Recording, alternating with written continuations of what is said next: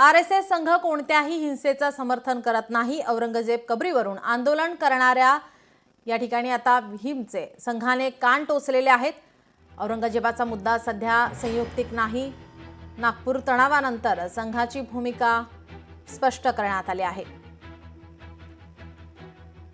RSS संघ कोणत्याही हिंसेचं समर्थन करत नाही। औरंगजेब कबरीवरून आंदोलन करणाऱ्या विश्व हिंदू परिषदेचे संघाने कान टोचले आहेत। औरंगजेबाचा मुद्दा सध्या संयुक्तिक नाही।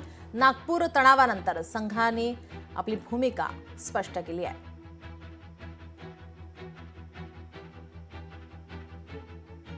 औरंगजेबाचा मुद्दा सध्या संयुक्तिक नाही असं आता सांगण्यात येतंय। आरएसएस संघ कोणत्याही हिंसेचं समर्थन करत नाही। औरंगजेब कबरीवरून आंदोलन करणाऱ्या विश्व हिंदू परिषदेचे संघाने कान टोचलेले आहेत।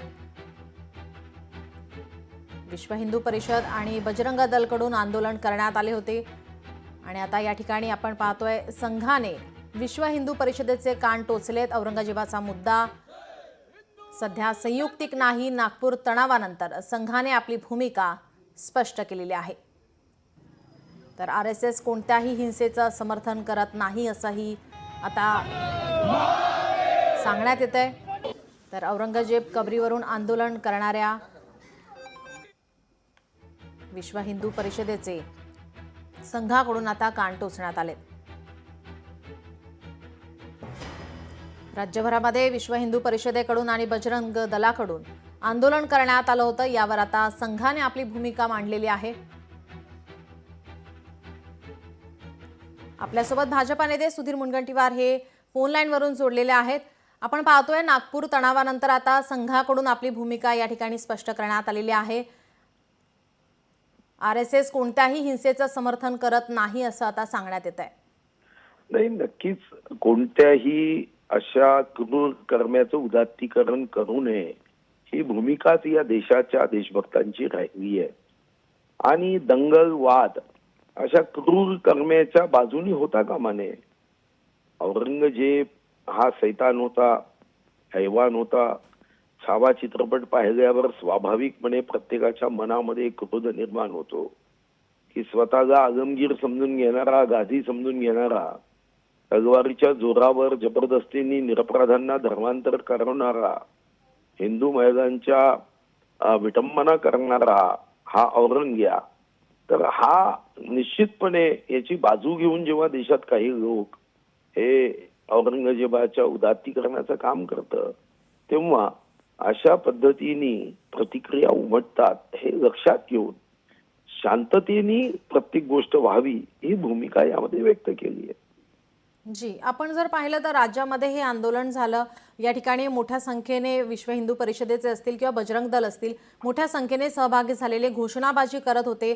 तर आता औरंगजेबाचा मुद्दा हा सध्या संयुक्तिक नाही असं आता संघाकडून आपली भूमिका स्पष्ट करण्यात येते।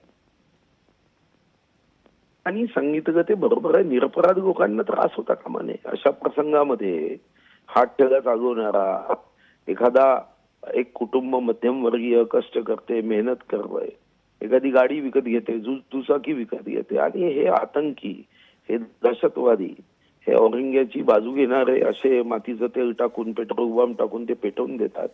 आयुष्याचं एक स्वप्न नजरेसमोर चुराडा होताना आपण बघतो।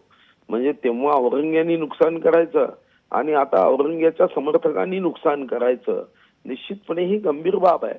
आणि म्हणून शांतता, अमन या बाबतीमध्ये आवाहन करणं हे माननीय मुख्यमंत्र्यांपासून आमच्या सर्वांपर्यंत आम्ही आवाहन केलं।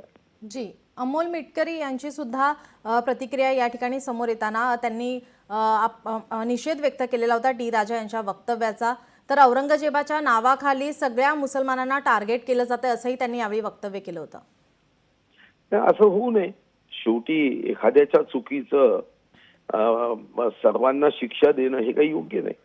मुसलमानामध्ये एपीजे अब्दुल कलामांना आपण राष्ट्रपती केलं कारण या देशावर आणि देशाच्या विज्ञानामध्ये त्यांचं योगदान कधी देश विसरणार नाही। शहीद अब्दुल हमीद यांना आयुष्यात आपण कधी विसरणार नाही। असे शेकडो लोक आहेत जे धर्मानी मुसलमान असले तरी त्यांच्या हृदयामध्ये फक्त आणि फक्त भारत माता आणि माझा देशच राहिला आहे। जी, धन्यवाद सुधीर भाऊ आपण दिलेल्या प्रतिक्रियेसाठी। आपल्यासोबत काँग्रेस प्रवक्ते अतुल लोंढे हे फोन लाईनवरून जोडलेले आहेत.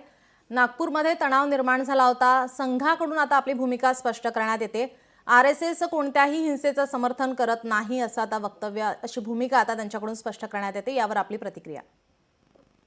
अशा भूमिकेचं आम्ही स्वागतच करतो. काँग्रेस नेहमीही गांधींच्या, बुद्धांच्या, महावीरांच्या मार्गावरच चाललेली आहे. अहिंसा हाच खरा धर्म आहे. त्याच्यामुळे त्यांनी ही जी भूमिका घेतली आहे, तर घेतली असेल तर आम्ही त्याचं नक्कीच स्वागत करतो. या पद्धतीचे मुद्दे काढून मूळ मुद्द्याला बगल देण्याचा जो प्रयत्न आहे त्याचा आम्ही निषेध करतो. आज भारताचा एक्सपोर्ट मोठ्या प्रमाणावर पडलाय. 3 वर्षामध्ये 10.11% जवळपास पडलेला आहे. अमेरिका आपल्यावर वेगळं प्रेशर टाकते आहे. आपल्याला टॅरिफ कमी करावं लागत आहे. त्यांचं महागाचं कच्चं तेल विकत घ्यावं लागत आहे. बेरोजगारी आहे, गरिबी आहे. 100 कोटी जी. लोक जे आहेत ते दिवसाला अतुलजी. 100 रुपये कमवू शकत नाही. जी. अशा परिस्थिती ऐका ना, अशा परिस्थितीमध्ये या देशामध्ये जर अशा दंगलीचं स्वरूप राहिलं, कायदा सुव्यवस्थेचे प्रश्न निर्माण झाले, तर कुठली इन्व्हेस्टमेंट येणार आहे? धन्यवाद कशी अतुलजी बेरोजगारी? आपण दिलेल्या प्रतिक्रियेसाठी. लोकशाही मराठी ऐका, पहा, जागरूक रहा.